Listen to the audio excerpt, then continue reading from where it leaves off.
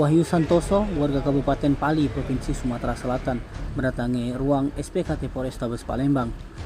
Maksud kedatangannya untuk membuat laporan polisi setelah kehilangan satu unit sepeda motor jenis Honda CRF 150R. Ditemui usai membuat laporan, Wahyu mengatakan peristiwa pencurian sepeda motor miliknya terjadi pada Kamis lalu sekitar pukul 5 waktu Indonesia bagian Barat di Jalan Sila Berhenti, Kecamatan Jakabaring, Palembang.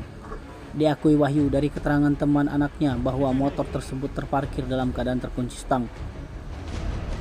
Kalau dilihat di CCTV, ada satu pelaku mencuri sepeda motor.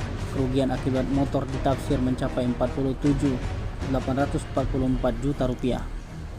Sementara laporan korban sudah diterima pihak SPKT Polrestabes Palembang atas tindak pidana pencurian curanmor sebagaimana dimaksud dengan pasal 363 KUHP. Jelaskan laporan apa kita hari ini, Pak? Laporan kehilangan motor. Kayak mana kronologinya, Pak? Diparkir di depan kosan. Jadi waktu jam 5 subuh untuk keluar, ada lagi motor itu. Itu dicuri orang? Iya, Ada rekam CCTV? ada. Ada CCTV-nya, Pak? Ada. Dalam CCTV orang berapa yang maling?